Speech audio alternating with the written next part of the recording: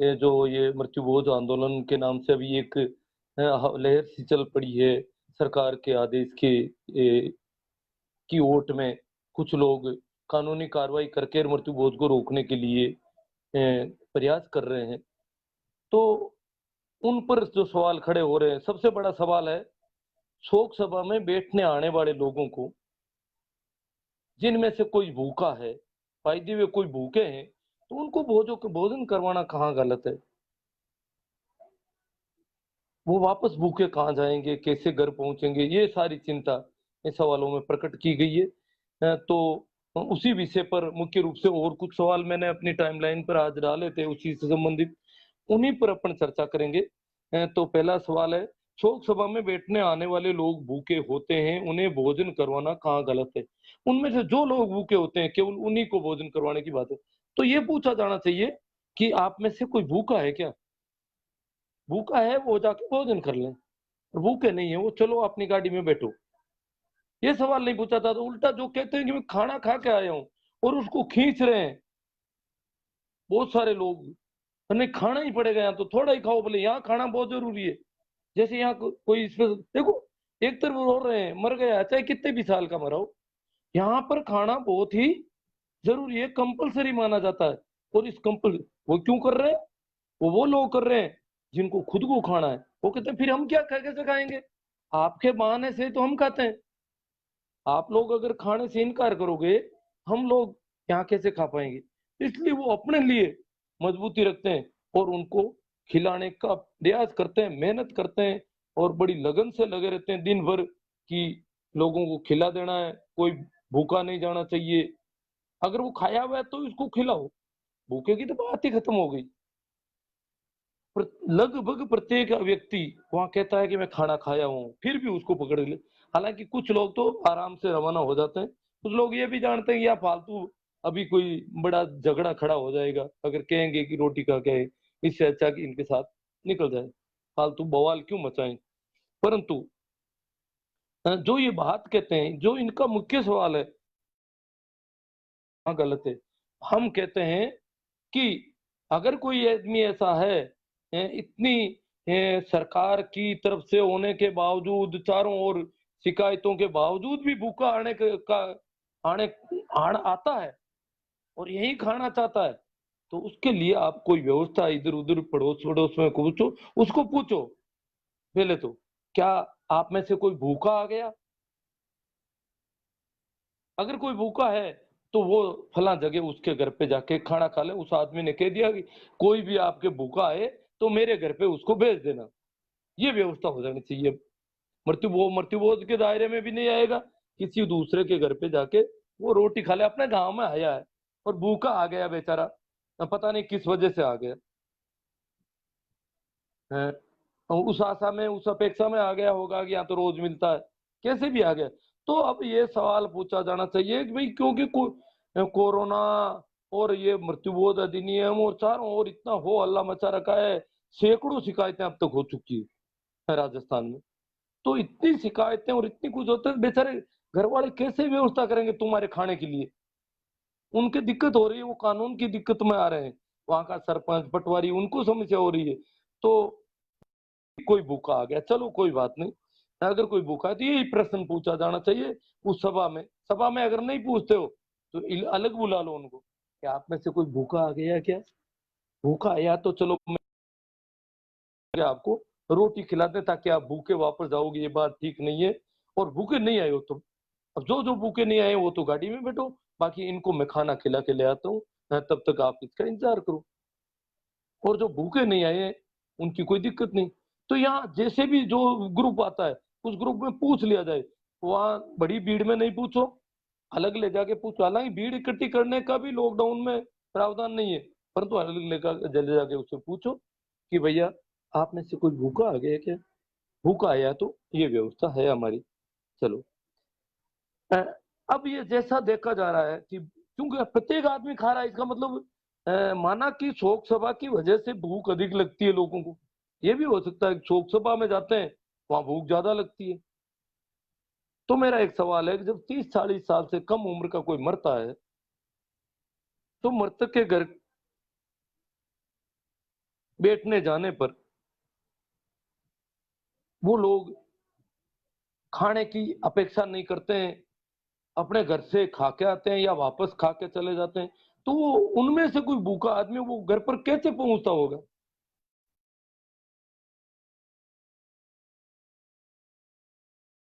छोटी उम्र की मौत है और खाना मिलेगा नहीं, तो वो भूखा ही आ गया। तो उसके लिए खाने की व्यवस्था नहीं हो पाती है, तो वो वापस भूखा घर तक कैसे पहुँच जाता होगा ज़िंदा? ये एक बड़ा सवाल है।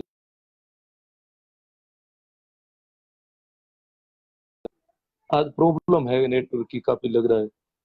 यदि 30-40 वर्ष की उम्र के मृतक के घर पे बैठने जाने वाला व्यक्ति भूखा आ गया है और उसको खाना नहीं खिलाया जाए और भूखा ही वापस अपने घर तक जीवित पहुंच सकता है, तो फिर अधिक उम्र होने से इसका कोई फर्क नहीं पड़ना चाहिए। या जो लोग यहाँ पर आते हैं मृतक के घर पर और आते ही अ, उनको अगर वहां पर खाने की कोई व्यवस्था नहीं दिखाई देती तो उदास हो, वापस वहां से उठना मुश्किल हो जाता है, क्योंकि वहां तो कोई कहता ही नहीं है कि खाना मिलेगा, खाना खा लो, जाओ दोपहरी करो, नाश्ता करो। दोपहरी और नाश्ते का नाम लेते हैं, मतलब ये नहीं कहते हैं कि तुम भूखे हो, भूखे तो तुम हो ही नहीं, थोड़ी दोपहरी कर लो, थोड़ा नाश्ता कर लो, भूखे तो तुम आए ही नहीं, ये तो तय मानते हैं वो लोग। नाम ऐसे दे रखे हैं दोपहरी या नाश्ता। दोपहरी करते हैं जो खेती में बहुत ज्यादा काम करते हैं वो लोग, बाकी वालों को दोपहरी की जरूरत ही नहीं, बैठने जाने वालों को तो दोपहरी की जरूरत नहीं, परंतु वो क्यों खा लेता है वहां पर? वो भूखा आया है।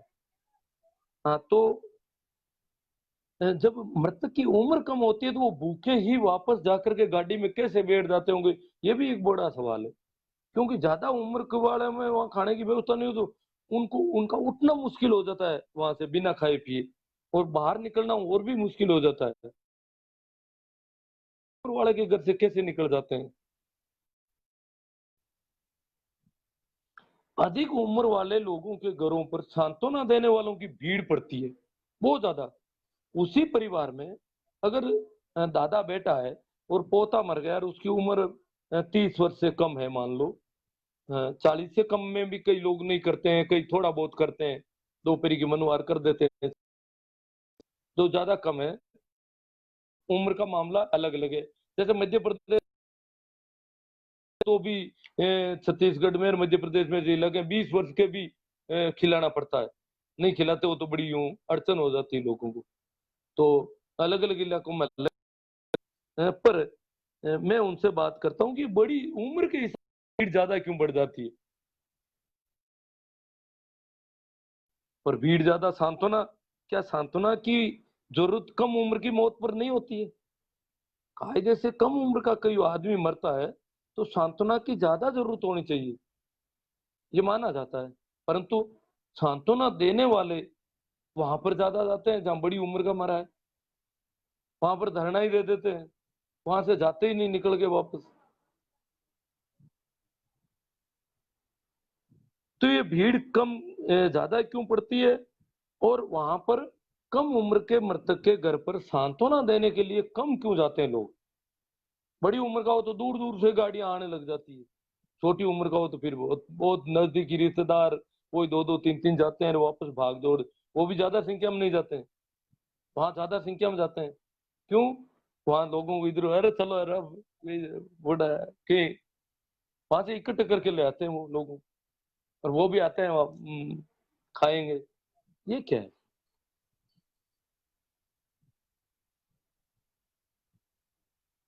तो ऐसे ही इन सवालों को मैंने पहले भी कर रखा है लोगों के सामने, और उन्होंने सभी ने यही कहा है कि ये सब खाने पीने की वजह से ही बड़ी उम्र वालों में ज्यादा जाते हैं, छोटी उम्र में कम जाते हैं। और भूख भी इनको वहां पर माहौल देखकर ज्यादा लगती है, और उम्र का हिसाब लेकर जाते हैं घर से तो वो भूख अपने आप वहां से भूखे उठ नहीं पाते, फिर वो भूखे ही होते हैं। और कम उम्र वाले में वो रोटी खाकर ही जाते हैं घर से। घर पे भी औरतें कम उम्र का है इसलिए बना के रख देती है, ज्यादा उम्र का तो उनको पता है वो तो वहां खाएंगे, क्या खाना बनाने की क्या जरूरत है, वो तो रात कल शाम को भी कम खाया था उन्होंने, क्यों खाएंगे अभी? औरतें भी भूखी रवाना होती है, उनको भी पता है वहां तो खाएंगे, अन्यथा वो रोटी बना के खा लेते हैं और फिर रवाना होते हैं। दो दो तीन तीन आदमी जाते हैं, ज्यादा उम्र में तो और लोगों को बुला के ले जाते हैं। तो इस मामले में बागड़िया जी जिनके अभी काम पड़ा था और शिकायत भी हुई थी, वो कह रहे हैं कि बूढ़े की मौत को विवाह मानते हैं, बूढ़े की मौत को विवाह के बराबर मानते हैं, शादी के बराबर है ये तो कोड है। बड़ा यूं करते हैं। तो इनको भी लोगों ने बहुत ज्यादा परेशान किया, विवाह है ये तो विवाह जैसी बात है, ये तो ये मृत्यु बहुत थोड़ी ये इसको मौत थोड़ी मानते हैं, क्योंकि लोगों को परेशानी अपनी थी। तो इसलिए इन्होंने कहा, इसमें सुरेश मैया कहते हैं पोती की शादी होती है, इसलिए इसको गलत कहना उचित नहीं है। बूढ़े की मौत में पोती की शादी होती है, इसको गलत कैसे कह सकते हो आप? शादी भी उसमें साथ में कर लेते हैं। तो बात तो ठीक है, शादी क्यों करते हैं, वो मजबूरी है। मुझे ऐसा हमारे इलाके में आजकल बंद कर दिया कई वर्षों से, शादी नहीं करनी है मृत्यु भोज के साथ में, पर कई इलाकों में होती है। तो वहां मैं नौकरी कर रहा था, तो वहां एक डोकरा बोला क्या करा, बच्चियां बड़ी हो गई, पोतियां मेरे, अब मेरे को मेरे 100 वर्ष पूरे हो जाए तो ये समस्या खत्म हो जाए, नहीं तो इनकी शादी करनी पड़ेगी। वो इंतजार इस बात का कर रहा है मैं मर जाऊं तो ये शादी हो सकती है आराम से, ये दिक्कत हो रही है। क्योंकि उनको पता है कि मृत्यु भोज को टाला नहीं जा सकता, शादी को टाला जा सकता है अभी 2 साल 3 साल, मृत्यु भोज को कैसे टाल दोगे? वो तो होगा, अगर शादी कर देंगे तो भी मृत्यु भोज करना पड़ेगा, पर मृत्यु भोज में शादी कर लेते हैं तो ये काम फ्री में हो जाएगा, शादियां फ्री निकल जाएगी। तो यहाँ महिपाल जी चौधरी का प्रश्न बहुत ही शानदार प्रश्न है। मैंने दो शानदार प्रश्न इसमें लिए हैं, एक थोड़ा सा कम है, उसको ले लेता हूँ पहले। भाई यूनिनिस्ट सुमेर रामडुखिया, इनका प्रश्न बड़ा मासूम प्रश्न है वैसे, बड़े यूं नए लड़के लगते हैं मुझे। वो कह रहे हैं लेकिन मेरा व्यक्तिगत सवाल है कि जब किसी की मृत्यु होती है तो फिर 10-12 दिन उस घर में शोक रखा जाता है, फिर कौन कौन लोग बैठने आने चाहिए? ये बताओ कि कौन कौन लोग वहां बैठने आने चाहिए, कैटेगरी तय करो, क्या व्यवस्था होनी चाहिए? क्योंकि हम एक सामाजिक प्राणी हैं। जैसे मेरे दादा की मृत्यु 90 वर्ष की है, हो गई तो रीति रिवाज को फॉलो करना चाहिए या नहीं? ऐसे कई सवाल है। फिर मैंने कहा भाई उन्होंने कहा जाति और जाति के रीति रिवाज तो छोड़ नहीं सकते ना, जाति को थोड़ा ही छोड़ा जा सकता है, या जाति के जो रीति रिवाज है उनको नहीं छोड़। फिर भी मुझसे पूछ रहे हैं। मैंने कहा भैया जाति के रीति रिवाज अगर नहीं छोड़ सकते तो मुझे ये सवाल पूछने का क्या औचित्य है? मैं तो ये समझ नहीं पा रहा हूँ।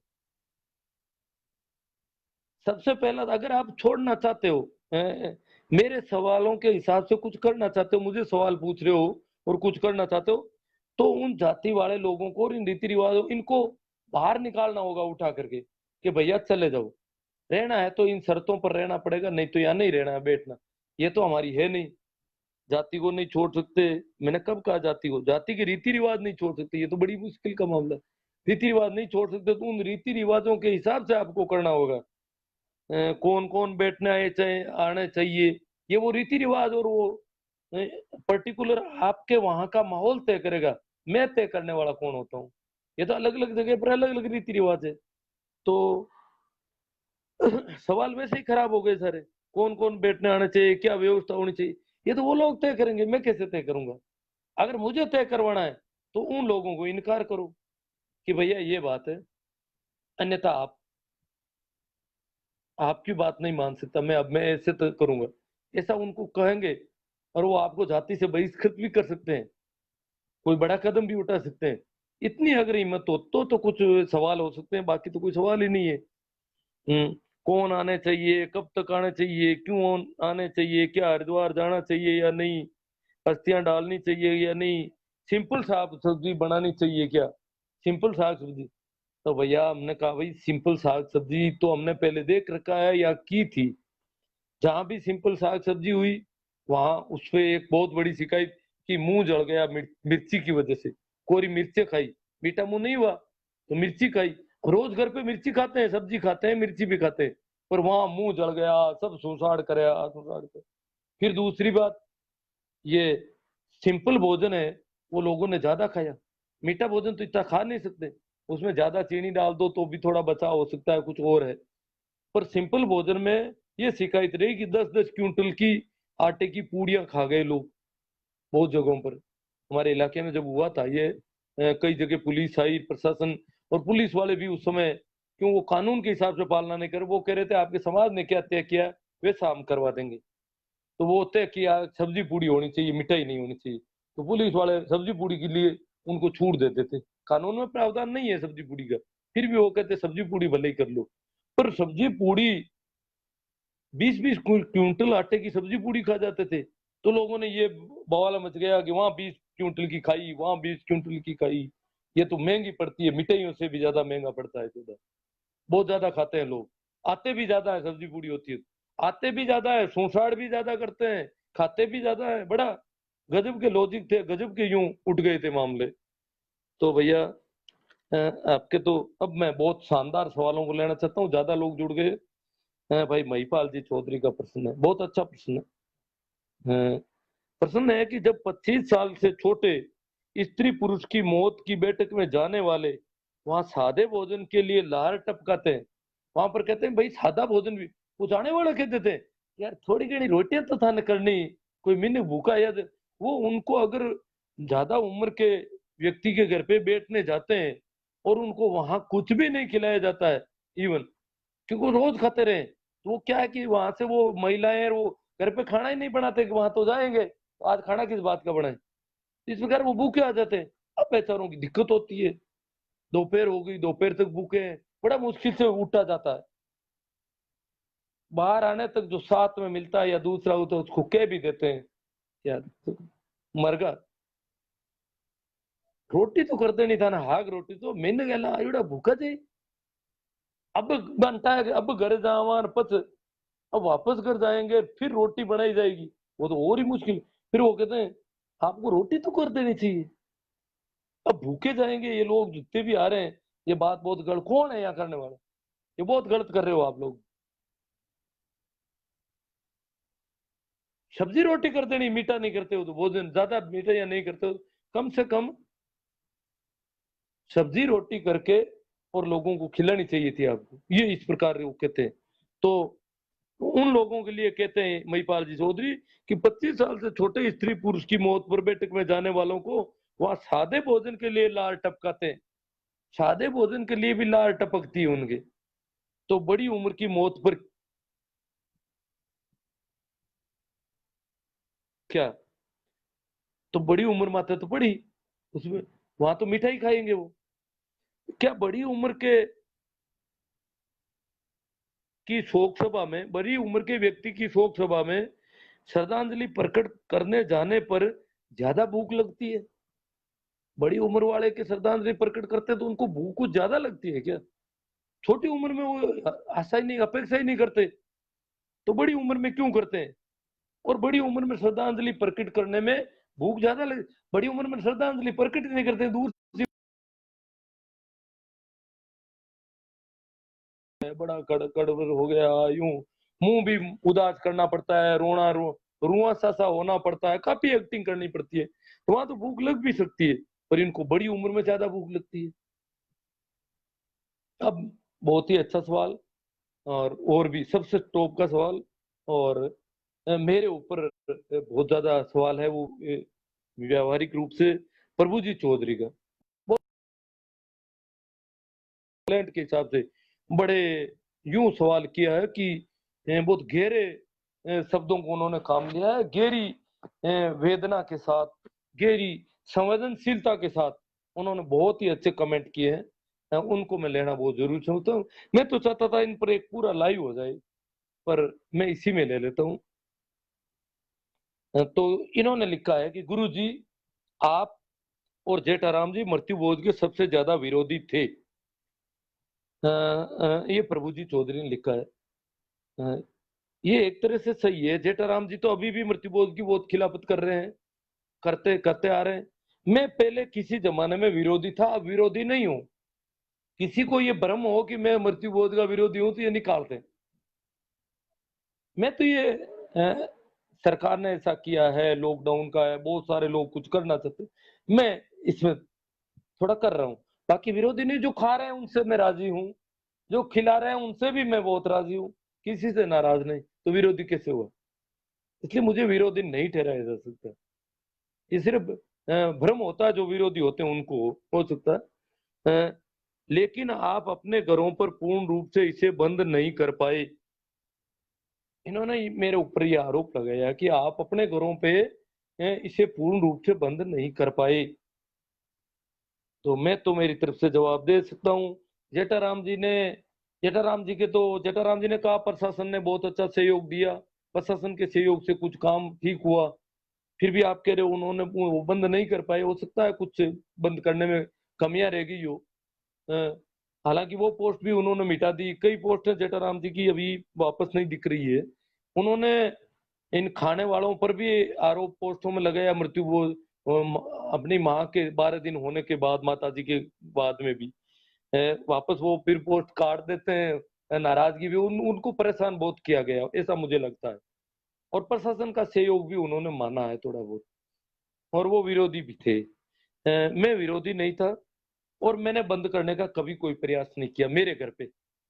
हाँ, 15 साल पहले मैं बंद करने के प्रयास कर रहा था, ताबड़तोड़ प्रयास कर रहा था। मैंने बहुत कुछ इसके लिए अ,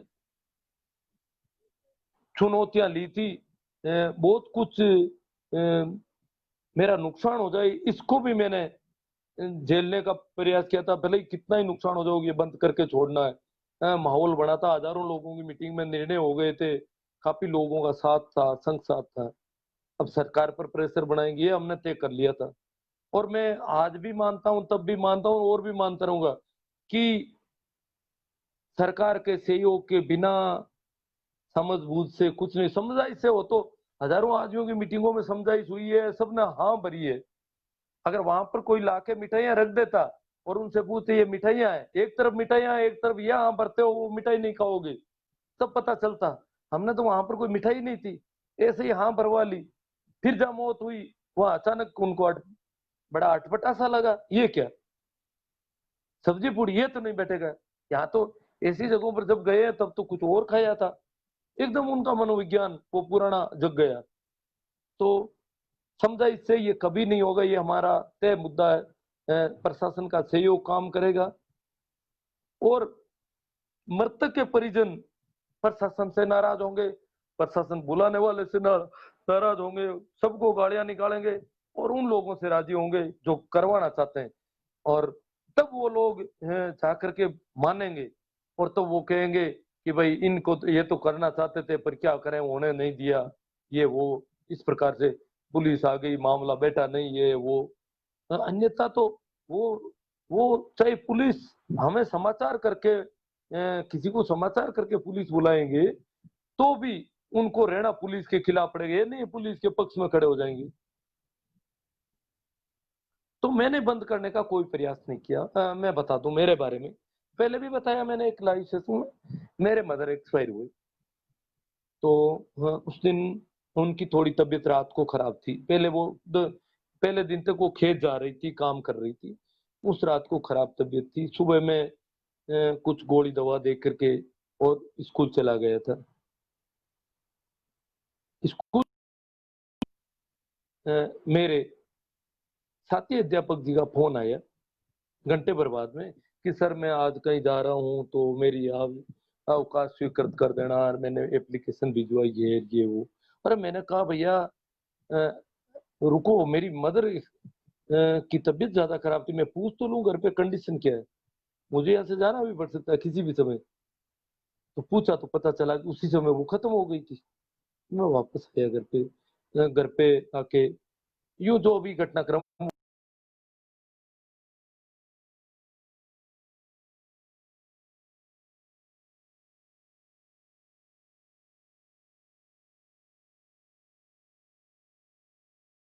ये कोई इसका मतलब नहीं था कि मृत्यु भोज करते हैं कि नहीं करते हैं, शोक सभा रखते हैं कि नहीं रखते हैं, घर द्वार जाते हैं कि नहीं जाते हैं, इन सब बातों से मेरा कोई लेना देना नहीं। बिल्कुल मैं फ्री माइंड था। यहाँ तक कि जब अस्थि उसको लेके रवाना हुए, तब मुझे कंधा देने के लिए कहा गया। तो मैंने मेरे चप्पल पहनी हुई थी, तो बोले कि चप्पल उतारो आप। तो मैंने कहा मैं चप्पल नहीं उतारूंगा, यूं ही इसी तरह अभी जैसे कहा।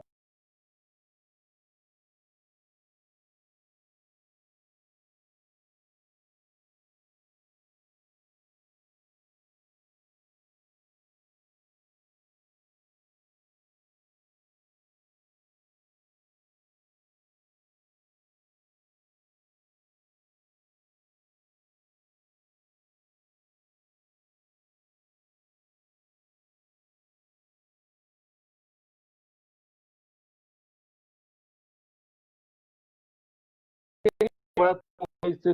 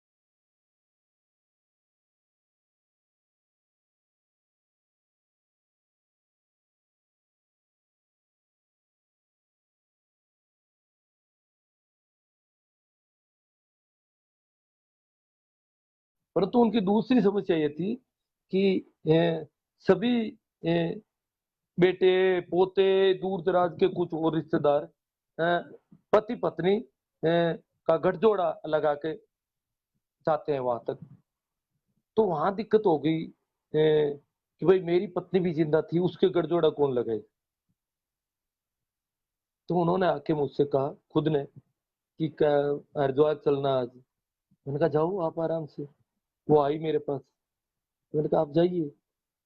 कि नहीं, ये वहां तो जाने वाले जाएंगे, आपको तो वहां तक खेजड़ी तक चलना है। खेजड़ी तक चलना है। मैंने कहा वो जोड़ना भी है क्या? हाँ हाँ। तो ठीक है, चल दूंगा, मैं भी साथ चल दूंगा। और क्या करना है? ये बोले वो गले में डाल दूंगा। तो बस इतना सा काम मैंने किया था और मैं गया था उनके साथ। वो ए, अब ये कह रहे हैं कि प्रभु जी चौधरी, गुरु जी आप और जेठाराम जी मृत्युभोज के सबसे ज्यादा विरोधी थे, लेकिन आप अपने घरों पर सबसे ज्यादा। तो क्या, जब मैं विरोधी था तो मैं तो सबसे ही ज्यादा विरोधी था। उस समय तो मैंने ये तय कर रखा था कि मेरे मदर फादर एक्सपायर होंगे तो मैं घर का दरवाजा बंद कर दूंगा, हाथों हाथ अंत्येष्टि के तुरंत बाद, और मैं आकर के यहाँ गांव की चौपाल में बैठ जाऊंगा। अब मेरे घर बैठने कौन जाएगा? जाएगा तो मैं कहूंगा किधर जा रहे हो भैया आज? तो कैसे जाएंगे मेरे घर पे? तो ये बड़ी मुश्किल सी मामला हो सकता है। इतना इतना तक मैं करने को तैयार था उन दिनों। उसके बाद मैं सीखे साधना में लग गया, मेरा अलग, बिल्कुल मेरा पूरा व्यू बदल गया, मैं अलग ढंग का आदमी हो गया। वो आदमी नहीं रहा। वो आदमी रहा ही नहीं जो विरोध में था। आज भी मैं विरोध में नहीं हूँ। आज दिखता इसलिए क्योंकि मैंने पहले बहुत विरोध किया था। तो अ, आप भी अपने घरों पर पूर्ण रूप से बंद नहीं कर पाए। इसकी जड़ें आदमी के मन में गहरे तक बैठी हुई। बहुत अच्छा इनका विश्लेषण है प्रभु जी चौधरी का। इसकी जड़ें आम आदमी के मन में गहरे तक बैठी हुई है। इसे एक झटके से बंद नहीं किया जा सकता। इसको एक झटके से आप तो बहुत अच्छा बात है, ये मैं भी मानता हूँ। जैसा प्रभु जी चौधरी मानते हैं उस समय पूरी तरह से बहुत गहरी जड़ें बैठी हुई, सदियों पुरानी परंपरा है। और जो आदमी बचपन से खाता आया है, करता आया है, देखता आया है, वो कैसे एकदम से छोड़ देगा? एक झटके से बंद तो क्या होगा? नहीं, इसके रूप बदलेंगे, चाहे प्रशासन आ जाओ, चाहे कुछ भी आ जाओ, रूप बदलेंगे, भाग दौड़ होगी, इधर उधर कुछ करेंगे, कहीं कहीं कुछ खाएंगे पिएंगे, ये खाएंगे वो खाएंगे, ऐसा कुछ होता रहेगा, उसमें बदलाव हो जाएगा। मेरी ये मान्यता है, सामाजिक रीति रिवाज उनमें बदलाव होते हैं। मैं चाहता हूँ उसमें कुछ जल्दी जल्दी बदलाव जितने हो, उतने ही रीति रिवाजों का दबाव आदमी पर कम हो। जितने ज्यादा जल्दी बदलाव होंगे तो आदमी उनसे थोड़ा मुक्त होने लगेगा, बंधन कम होंगे उसके। अन्यथा बंधन बहुत ज्यादा है, और बहुत पुरानी व्यवस्था अगर लंबे समय तक चलती है तो मान देती है बुरी तरह आदमी को। तो बदलाव होने चाहिए, एक झटके से नहीं, कई वर्षों से धीरे धीरे बदलाव हो रहे हैं, तो इन बदलाव की गति बढ़ाई जाए। तो बस इसी के लिए मैं कहता हूँ कि जो भी काम किया जा रहा है वो उससे केवल गति बढ़ेगी। किसी को भी भ्रम हो कि मृत्युबोध बंद हो जाएंगे, कोरोना का कारण भी साथ में है, मृत्युबोध निवारण अधिनियम, फिर भी एक झटके से बंद होने की कोई संभावना नहीं है। रूप बदल जाएंगे। अभी बहुत तेजी से प्रभाव पड़ेगा। अभी दो तरह के कानून काम कर रहे हैं, एडवाइजरी जारी हो रखी है, 5 आदमी इकट्ठा नहीं कर सके, बहुत ज्यादा कानून की शक्ति है। बाकी हम और आप क्या कर सकते हैं? कुछ भी नहीं कर सकते। घेरी बैठी हुई है, इसे एक झटके से बंद नहीं किया जा सकता। मृतक के घर पर मिलने जाने वालों को और वहां मजबूरन कुछ खा पी लेने वालों को इतने बड़े कटघरे में खड़े करना क्या जायज है? बहुत बड़ा सवाल है मेरे लिए। और वास्तव में बहुत अच्छी समझ बूझ के साथ उन्होंने लिखा है, मानना पड़ेगा, उनकी समझ को दाद देता हूं मैं। उन्होंने लिखा है कि मृतक के घर पर मिलने जाने वालों को, जो मिलने जा रहे हैं उनको आप जो कटघरे में खड़े कर रहे हो, और वहां पर मजबूरन कुछ खा भी क्यों, वहां खींचतान बहुत ज्यादा होती है, तो मजबूरी में कुछ कुछ लोग वास्तव में मजबूरी में खाते हैं, करे क्या? क्यों, जो पेटर है वो खींचतान करते हैं कि यहाँ से लोग खा के नहीं जाएंगे, तो हम इन लोगों को कैसे कहेंगे कि इन लोगों के लिए व्यवस्था की थी? ये तो कह नहीं सकते कि हमारे लिए भोजन बना दो, हमारे लिए ये व्यवस्था कर दो, कि भाई लोग आएंगे उनको खिलाएंगे, और लोग भूखे जाएंगे, ठीक नहीं रहेगा, और उनको सबको खिलाना। उनको वो कहते खा लिया, खाए हुए, कि नहीं थोड़ा बहुत खाना पड़ेगा, इसका मतलब भूखे नहीं है, तो दोपहर ही कर लो थोड़ी बहुत। भोजन तो आप करके आए, हमें पता है, जबकि ये खुद जाते हैं तो भी कहीं करके नहीं जाते हैं, और वो भी नहीं करके आए, ये सब ये पूरा झूठ इसमें साथ में पड़ा है। न तो ये कभी करके कहीं जाते हैं भोजन करके, न वो आते हैं उम्र के हिसाब से भोजन करके जाते हैं, तो उनको फिर भी कहते हैं नहीं नहीं भोजन करके आए हो, पर थोड़ी सी दोपहरी, थोड़ा सा दोपहरी, वो खींच के पकड़ के ले जाते हैं। तो उसमें हो सकता है प्रभु जी चौधरी जैसे कुछ समझदार लोग जो भोजन करके आए, उनको भी पकड़ के वो जबरदस्ती ले जाते हैं, वो उनकी बीमारी है। अन्यथा उन पर ये लांछन हो जाएगा कि ये लोग अपने लिए भोजन बनवाते हैं यार, रोज पे आने वाले तो सभी जा रहे हैं वापस, वो तो कोई खाते ही नहीं है, ये तो अपने लिए वो बहाना ये रखते हैं कि आएगी, आने जाने वालों को खिलाना जरूरी है। तो उनको इतने बड़े कटघरे में, बहुत बड़े कटघरे में खड़ा किया जा रहा है, जायज नहीं है। मैं कहता हूँ जायज नहीं है। न तो मिलने आने वाले गलत हैं, वो भी रिवाज का पालन कर रहे हैं, न वहां मजबूरन खाने पीने वाले कहीं गलत हैं। जानबूझकर खाने पीने वाले तो गलत है ही नहीं, तो मजबूरन वाले तो कैसे गलत होंगे? जानबूझ वाले भी तो, क्योंकि वो घर पे रोटी नहीं बनाती है, महिलाएं रवाना होते हैं तो सबको पता है कि रोटी नहीं बनानी है, आज तो वहां बैठने जाना है, तो न तो कोई रोटी बनाने का रिवाज है, न कोई खाने पीने का घर पे रिवाज है। तो भूखे हैं तो बेचारों को दोपहरी का नाम ले लुआ के खिलाना बहुत जरूरी, नहीं तो वो घर कैसे पहुंचेंगे वापस? फिर वहां जाकर के कब रोटी बनाएंगे? बहुत बड़ी समस्या है। तो कहीं भी कुछ जायज नहीं है। फिर इन्होंने दूसरा बात लिखी, मैंने इसका कुछ जवाब दिया। मैंने कभी, मैं मजबूरन नहीं है, मैंने रोकने का कभी कोई प्रयास नहीं किया। तो इन्होंने कहा कि उन्हें गिद्ध के नाम से पुकारा जाना क्या समाज के चंद पुकारा जाना क्या समाज के चंद जागरूक लोगों से समाज पूरा हो जाता है? उनको आप गिद्ध कहोगे तो क्या चंद, अब चंद मतलब गिनती के 5 7 10 20 लोग, प्रभु जी जैसे जागरूक व्यक्ति है, ऐसे लोगों से क्या समाज पूरा? समाज तो उनका है। आप उनको सबको गिद्ध कहोगे तो पीछे आपके पास मनुष्य कहां से बचेंगे? 99% लोगों को अगर, 9 से भी एबव लोगों को अगर गिद्ध कह दोगे तो समाज कैसे पूरा होगा? बहुत बड़ा सवाल है। हैं। चंद जागरूक, जागरूक तो कुछ नाम मात्र के होते हैं। हैं, वो भी आधे अधूरे जागरूक हैं सभी। कोई किसी चीज के मामले में जागरूक है, कोई किसी के मामले में, कोई किसी के, अलग अलग तरह के जागरूक है, हजार तरह के जागरूक है, जबकि उनका एक ही फिक्स तरह का है। वो तो सभी लोग एक ही बात पे सहमत है, एक ही बात पे अडिग है, एक ही बात को करना चाहते हैं। तो वो उनकी एकता भी तगड़ी है। जागरूक तो 20 है, तो 20 तरह की खींचतान में फंसे हुए हैं।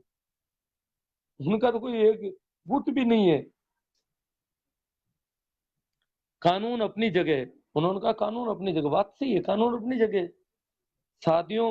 सदियों पुराने प्रचलन अलग है। सदियों पुराने,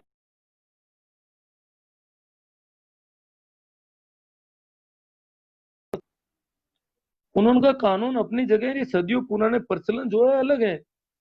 इसलिए जब अपने घर पर मजबूरन देखता रहता है तो फिर ये वो मेरे ऊपर आ गए। मैंने कहा मैं मजबूरन नहीं देख रहा था, मैं बंद करना भी नहीं चाहता था। अगर मैं बंद करना चाहता तो मैं उसी से, मेरे पास मोबाइल फोन था, मैं प्रशासन को सूचित कर देता कि भैया यहाँ पर ये गड़बड़ हो रही है।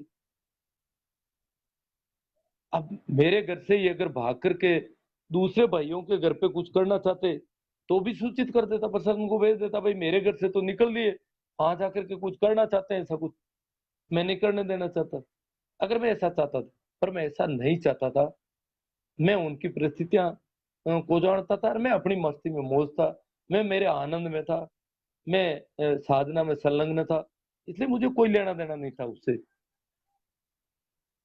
अ, तो उन्होंने कहा कि अपने घर में मजबूरन देखता रहता है तो फिर उसे क्या अधिकार है कि दूसरों के घरों में इतनी दखलंदाजी की, मृत्यु के बाद क्या होना चाहिए, मृत्यु के बाद क्या होना चाहिए, ये दखलंदाजी क्यों करें। जो मजबूरन घर पे देखता जाता है, तो मजबूरन देखते हैं वो नहीं करें। मैं मजबूरन नहीं देख रहा था, मैं दखलंदाजी भी नहीं कर रहा हूँ। मैं जो अ, दो तरह के कानूनों के सहारे से कुछ बदलाव हो सकता है, मैं ये नहीं कहता मृत्यु बहुत बंद हो जाएगा, जो कुछ बदलाव हो सकता है वो होना चाहिए, मैं ये चाहता हूँ। और उसके लिए जितना प्रशासन से और उनसे हो सके, कानून है, कानून के हिसाब से करवाया जाना चाहिए, कानून के अतिरिक्त कुछ नहीं। मैं मेरे घर पे किसी भी कंडीशन में नहीं रोक पाता, हाँ कानून के जरिए मैं रोक पाता था, रोक देता, आराम से रोक देता मैं चाहता तो।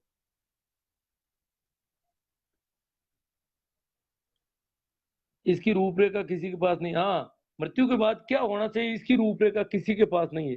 यदि है तो आप बताएं। हाँ, इन्होंने मेरे ऊपर सवाल किया है तो बताएं, किसी की मृत्यु के बाद आदमी उसे किस तरह समापन करें, उसको समापन कैसे करें ये बता दो आप तो मैं तो समापन के मामले में तो मैं मानता हूँ, मेरी अपनी मान्यता, अगर प्रभु जी चौधरी या सुन रहे हो तो उनके लिए विषय तो उनका ही सवाल है वैसे तो। समापन में तो ये है कि भाई अगर आदमी मजबूत ज्यादा है तो वो कहते हैं भाई मैं तो कानून के हिसाब से, आप मुझसे कुछ भी करवा सकते हो, बिना कानून के मैं नहीं करूंगा, बिना कानून वाला कोई काम नहीं करूंगा, आप चाहे कुछ भी कहो, ये कह सकता है। ये तो बहुत ज्यादा मजबूत आदमी की बात है। फिर वो ज्यादा मजबूत नहीं है तो उसकी ड्यूटी है कि वो अगर कानून के पालन और मृत्यु वो बंद करना चाहता है उसके लिए पहला तो, जो बंद नहीं करना चाहते हैं वो तो कर ही रहे हैं, उनको तो कुछ कहने की जरूरत ही नहीं है। जो इस कानून के हिसाब से और कुछ बंद करना चाहते हैं उनके लिए ही है मेरा जवाब। बाकी वालों को तो क्या सलाह देनी है, वो तो कर रहे हैं, वो तो सब जानते हैं। उनके लिए है कि वो किसी ऐसे व्यक्ति को सूचित करें जिससे प्रशासन तक ये बात पहुंचे, और उनको कहें कि प्रशासन को मजबूती के साथ भेजना है, और यहाँ पर उन लोगों के साथ खड़ा रहे पूरे टाइम कि ये फला आदमी ने मेरे यहाँ पर किया है तो बहुत गलत है, मैं उसको जिंदा नहीं छोड़ूंगा, ऐसा करता रहे। तो फिर वो लोग कहेंगे ये तो आदमी सही था। इस प्रकार का पाखंड वहां पर करना पड़ेगा उसको। अगर कमजोर है तो, मजबूत आदमी तो पाखंड करते नहीं, वो तो सीधा साध कर कह सकते हैं। कमजोरी के लिए पाखंड बहुत जरूरी है, उसको पाखंड करना पड़ेगा। जैसे मैं तो मेरे घर पे खुद पुलिस को बुला सकता था अगर मैं चाहता तो, मुझे कोई पाखंड करने की जरूरत नहीं। तो जो मेरे से थोड़े कमजोर हैं उनको पाखंड कर लेना चाहिए इस प्रकार का। और तो क्या करना, और तो रूपरेखा जो है वो जो चल रही है उसके साथ चलते रहना चाहिए बस, बाकी वाले लोगों को। अब है भाई धर्माराम जाट का एक वक्तव्य हो रह गया, उसको ले लूं फिर आपके वक्तव्य ले लें। आप खिलाओ नहीं तो खाएंगे कहाँ से? खाने वालों को दोषी ठहराते हो जो गलत है। बड़ा नाराज है, खिलाओगे नहीं तो खाएंगे कहाँ से? अरे तो भाई खाएंगे कहाँ से? तो खाओ नहीं, ये तो बैठेगा नहीं, खाएंगे तो सही, अपने आप नहीं खाएंगे। अब ये खिलाओ नहीं, खिलाए नहीं, ये कभी कोई संभव है क्या? खिलाने वाले की तो मजबूरी है, खाने वाले की तो कोई मजबूरी नहीं है। वो तो ये कह सकता है मैं तो घर से खा के आया, बस पर्याप्त है, क्या मजबूरी हुई? खिलाने वाले की तो इसलिए मजबूरी है कि खाने वाले यूं कर रहे हैं पूरे चारों ओर, और नहीं कर रहे हैं, अगर नहीं है, अभी जो मृत्युबोध हो रहे हैं जहां जहां शिकायत तरह की बातें करते हैं, पुरुष और स्त्रियां अलग अलग जगहों पर क्या क्या बातें करते हैं, अपने आप पता चल जाएगा गिद्ध क्या होते हैं, कुत्ते कांवड़े क्या होते हैं, सारा पता चल जाएगा। अब मैं आपके कमेंट ले लेता हूँ। अ, काफी टाइम हो गया, मेरी 1 GB पूरी हो चुकी है वैसे भी। सभी को मेरा राम राम प्रणाम नमस्कार। हाँ, हम्म। सूर्य जी वर्मा, सभी प्रश्नों के केंद्रीय भाव को समझकर जवाब दे दो। केंद्रीय भाव वो तो आपने कमेंट पहले कर दिया, वो केंद्रीय भाव तो अब रहा नहीं कहीं। लगभग केंद्रीय भाव के पसंद थोड़े अलग अलग थे। सादर प्रणाम, आपके अनमोल प्रोत्साहन के लिए हृदय से आभारी हूँ। एले से सुनील चौधरी। जय जाट, आपका आज का मुद्दा सटीक है। हाँ, ये मुद्दे इस वजह से हैं कि वो शिकायतों की वजह से इस प्रकार के सवाल खड़े हो रहे हैं। धीरे धीरे जैसे सवाल खड़े होंगे। ईश्वर जी सारण कहते हैं थाली पर बैठना जरूरी है। ये जो पेटारू है ना, उनको दिक्कत होती है अगर 10 आदमी यहाँ से सीधे रवाना हो जाएंगे और खाने की तरफ उस टेंट में, उस पंडाल में, उस व्यवस्था में नहीं जाएंगे, तो यहाँ हमारे ऊपर सवाल खड़ा हो जाएगा कि ये भोजन की व्यवस्था, जब ये आने वाले जाने जाने वाले दूर दराज वाले नहीं खाते हैं, तो किस लिए की जाती है? केवल आप लोगों का पेट भरने के लिए? इसलिए उनको ले जाते हैं कि थाली पर बैठ जाओ, बस खाओ नहीं तो। और इस प्रकार कई लोगों को थाली पर बिठा के रखते हैं। ये और बदमाशी इनकी। ये तो इनकार करना पड़ेगा भाई, थाली पे क्यों बैठूं जब मैं खाऊंगा नहीं, तो मैं थाली पे क्या बैठूं, और किस लिए बैठूं उस थाली के पास में?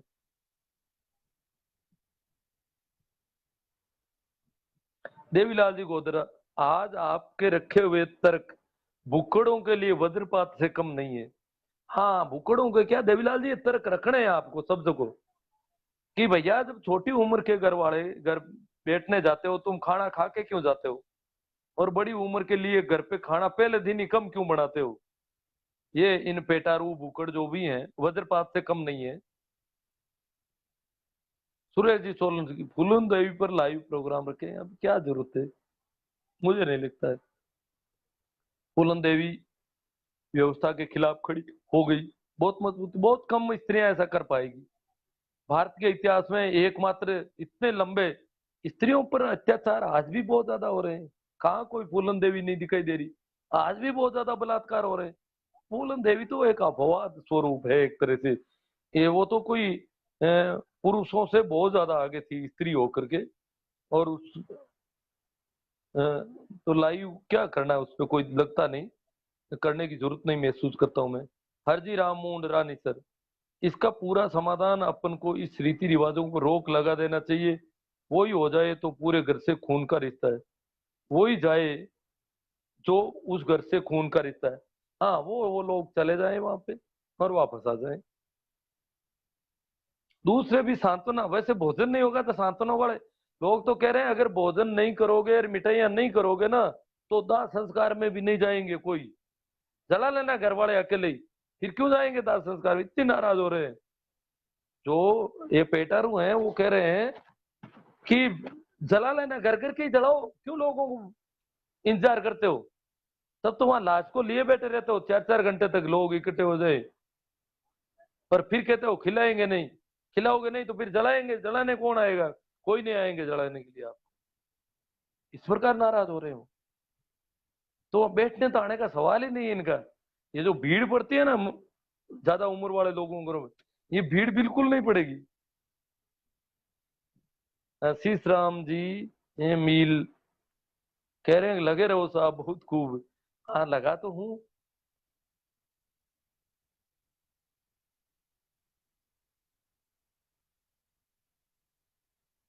रामचंद्र जी जाकर कह रहे हैं बैठने आना कोई जरूरी है क्या? जरूरी नहीं है बैठने आना, मैं तो नहीं जाता। मैं तो बहुत कभी कभार, हाँ, आस पड़ोस में जान पहचान के रिश्तेदारों के बेटे के सामने से निकल जाता हूँ मैं तो। मिलने जुलने वालों के बेटे के सामने से निकलता हूँ, लोग बैठे बैठे देखते हैं, फिर भी बैठने नहीं जाता हूँ।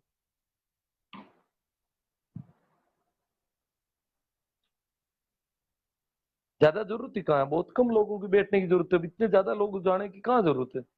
और बैठने वाले वहां करते क्या आखिर? धन्य सिंह जी, अरे काको सा जाति, ये इंग्लिश रोमन इंग्लिश मेरे थोड़ी प्रॉब्लम है। जाति बराती का क्या करना, छाती भरती,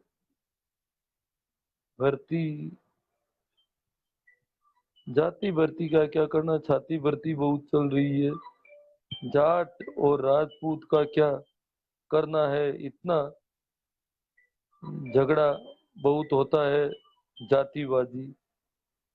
हाँ, जाति के नाम पर जो झगड़ा है जाट राजपूत का हो रही है, जातियां मिट जाएगी आने वाले वर्षों में। जातियां जैसे ही ग्लोबलाइजेशन हो रहा है देश का धीरे धीरे, हम वैश्वीकरण में जाएंगे, दुनिया में कई जातियां नहीं है तो भारत में भी नहीं रहेगी। जैसे जैसे शादियां एक देश से दूसरे देशों में होगी, एक जाति से दूसरी जाति में होगी, और ये इधर उधर होते ही जातियां धीरे धीरे कम पड़ जाएगी, जल्दी तेजी से कम पड़ेगी आने वाले वर्षों में।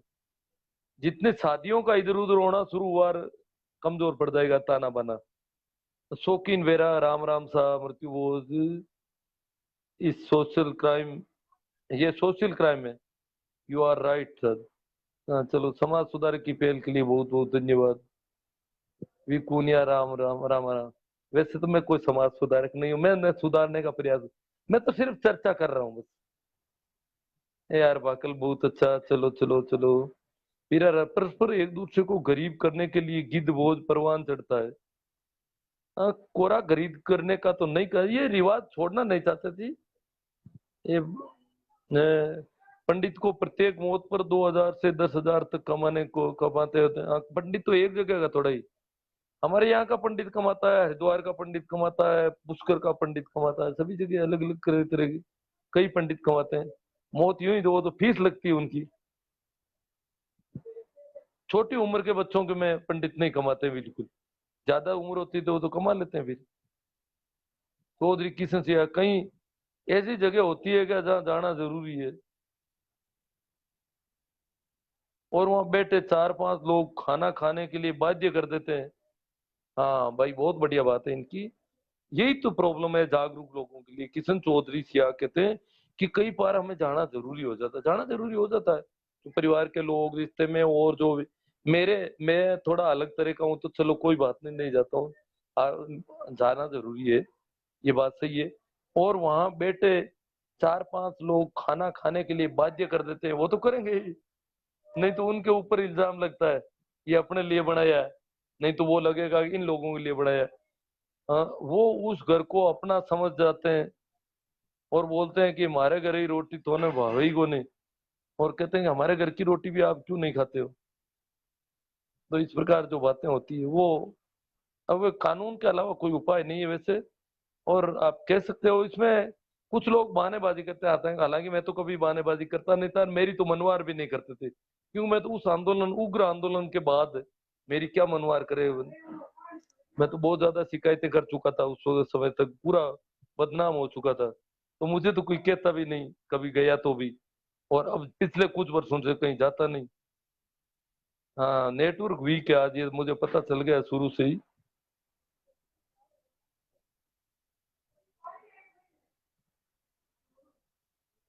हरजी राम जी मूड रानी सच्चे गांव और परिवार पूर्ण जिम्मेदार है, रिश्तेदारों को दोषी ठहराना उचित नहीं है।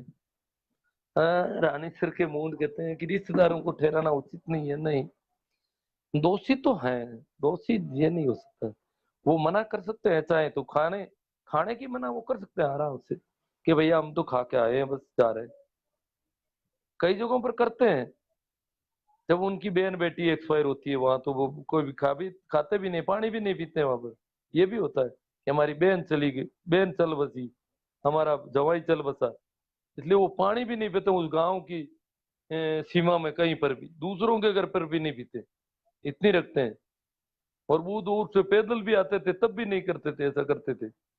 पर हमारा मृत्यु बहुत सरकार ने बंद किया है, लेकिन लोग समझ नहीं रहे हैं। हाँ सही बात है, ये सरकार ने बंद किया है, लोगों की अपनी सामाजिक रीति रिवाज है, समाज का सिस्टम है, और उसकी वजह से समझ भी रहे हैं, परंतु वो कह रहे हैं रीति रिवाज का क्या करें फिर। गांव और परिवार यदि रोक लगा दे तो एक भी रिश्तेदार आपको खाने को नहीं बोलेगा। हाँ वो तो रोक लगाए तब ना, गांव वाले जाके कहें उनको कि भैया मत बनाओ किसी के लिए, कोई रिश्तेदारों के बनानी, किसी के लिए नहीं बनानी। रिश्तेदारों को समाचार भी भिजवाया जाए कि भाई हम कुछ भी नहीं बना रहे हैं, ये भी हो सकता है। पहले की तुलना में अब काफी बदलाव हुआ है। अब राज्य स्कूली शिक्षा में पाठ्यक्रम में जोड़ दिया जाए, नई पीढ़ी में काफी प्रभाव पड़ेगा। मोमराज जी, बदलाव क्या हुए हैं? पहले की अपेक्षा खर्चा तो बढ़ रहा है हर साल, क्योंकि अब गाड़ी हो गई, मोबाइल हो गए, सूचना जल्दी पहुंच जाती है, बिन बुलाए लोग आ जाते हैं। नए वाले लड़के जो है ना, जीन्स वाले, ये बड़े तगड़े हुए फिरते हैं, यहाँ से कटिंग करा रखी है। भले कुछ भी जानता भी नहीं हो अगला आदमी, वहां भी जा दमकते हैं कि इधर उधर कुछ करेंगे, कुछ गोचेबाजी करेंगे, वहां पर खाएंगे, मस्ती से आ जाएंगे। ये मोटरसाइकिलें इनके पास है ही, घर वालों को भी पता नहीं कि यहाँ क्या क्या क्या कहाँ कहाँ जिम के आ जाते हैं ये। तो बदलाव तो क्या हुआ है, ज्यादा खा रहे हैं, ज्यादा खर्चा हो रहा है, ये बदलाव हुआ है। अभी तक तो खर्चा बढ़ा है, कम नहीं हुआ है। ओमराज जी, गोदरा, बाड़मेर, हमारे इधर इलाके में इसके खिलाफ करता है तो उसको समाज से बहिष्कृत कर देते हैं, यानी न्यात बारे कर देते हैं। और इस विषय में बताइए सोल्यूशन, कोई सोल्यूशन नहीं है। मैं तो लगभग न्यात बारे की तरह ही हूँ अभी भी, समाज से बहिष्कृत जैसा ही आदमी हूँ। इस प्रकार ज्यादा किया तो वो लगभग एक तरह से इसी प्रकार माना जाता हूँ। आपके वहां कर भी देते हैं, हमारे वहां आप कर तो नहीं पाते हैं ये, है इतना नहीं हो पाता है। कुछ गांवों में कर देते हैं, हमारे यहाँ भी करते हैं, गांव से बहिष्कृत कर देते हैं, फिर वो दंड देता है उनको, फिर तब दंड लेकर के उसको पूरी माफी मंगवा कर उसको वापस शामिल करते हैं, उसके बाद वो छू ही नहीं कर सकता जिंदगी भर। किशन सिया कहते हैं 4-5 बेटे, और लोग तो हर जगह बेटे ही रहते हैं, बैठने उस घर के लोग मिलने पर भी नहीं बोलते हैं, बैठने नहीं जाए तो घर वाले नाराज, और पेटारू जो सब जगह पेटारू। किशन सियाग देखो सही है, इनको अब गिद्ध का कहने लग गए कुछ लोग। मैं भी कहता हूँ ये तो गिद्ध है ही, पेटारू तो है ही। मैं गिद्ध नहीं कहता था पहले, फिर आजकल कहता हूँ, मैंने कहा इनको गिद्ध कह रहा है, क्योंकि दो कानून आ गए हैं, लोग मेहनत कर रहे हैं, तो इनको गिद्ध कौवे कुत्ते इस प्रकार कहा जाए, ताकि जो नए वाले लड़के फेसबुक चला रहे हैं और जी खाने जा रहे हैं इधर उधर, खाने के लिए मर रहे हैं, उन पर कोई प्रभाव पड़े, उनको पता चले, उनके अंदर कोई चोट लगे कि हम गिद्ध माने जाते हैं, मृतक के यहाँ पर मंडराते हैं हम। तो ये पेटारू हर जगह बैठे रहते हैं, और बैठने जाएं तो इस घर के लोग मिलने पर भी नहीं बोलते हैं। बैठने जाते हैं तो मिलने पर वो नाराज हो जाते हैं, वहां पे बैठने नहीं आए। और बैठने जाते हैं तो वो पेटारू कहते हैं कि थाली पर चलो। अरे भावे जती दो पारी, थोड़ी दो पारी थोड़ो नाश्तो कर लो, भावे जती, अरे जिम्मेड़ा हो रहा, सब जिम्मेड़ा है, आप थोड़ी छो जिम लो। ए, ये जो बैठने आते हैं वो भी सब खाए हुए हैं घर पर, ये जो पेटारू बैठे हैं वो भी खाए हुए हैं। ये खाता कौन है रोज इतना, ये समझ में नहीं आता है। वो कहते हैं हम भी खा कर आए हैं घर से, आप भी खा कर आए हो, बस थोड़ा सा। फिर भी अगर कोई बहुत ज्यादा मजबूत और वो कहता है नहीं मैं तो खाऊंगा, तो बिल्कुल तो नहीं खाओगे, तो थाली के पास बैठे रहो बस, ये जिद उनकी। ये और बदमाशी करते हैं कई जगह, ये थाली पर बैठना तो बिल्कुल, इसको तो इनकार करो, नहीं बैठेंगे हम थाली पर। धिक्कार है जो हमें थाली पर बिठाया जाता है, आप अपने खाने के लिए प्रबंध कर रहे हो सारा। एकम सिंह सोइंत्रा, नेताजी, नेताओं और अमीरों को जितना दर्द ईडी से होता है, किसान को उससे ज्यादा पता नहीं। ये तो पता नहीं कहाँ से ले आए कमेंट।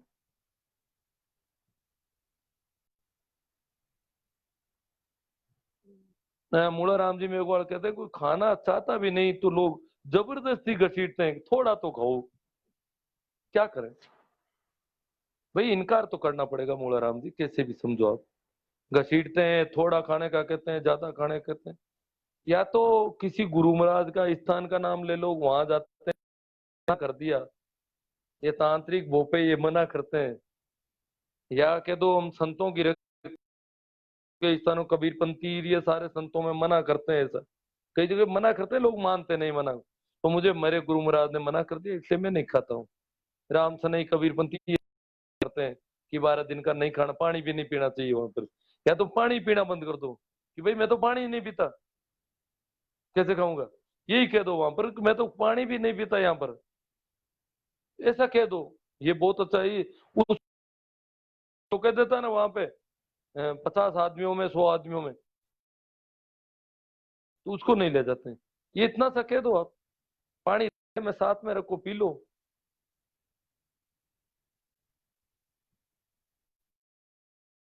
नेटवर्क वीक था आज, इसलिए ये जमा नहीं है ज्यादा। ठीक है। अ, सारे आ गए एक तरह से कमेंट जो मेरे सामने आने चाहिए थे। आप सबको का आभार। आप सबको मेरा सादर अभिवादन, प्रणाम, नमस्कार, राम राम। और ये यही समापन करता हूँ इसका, आज के सत्र का।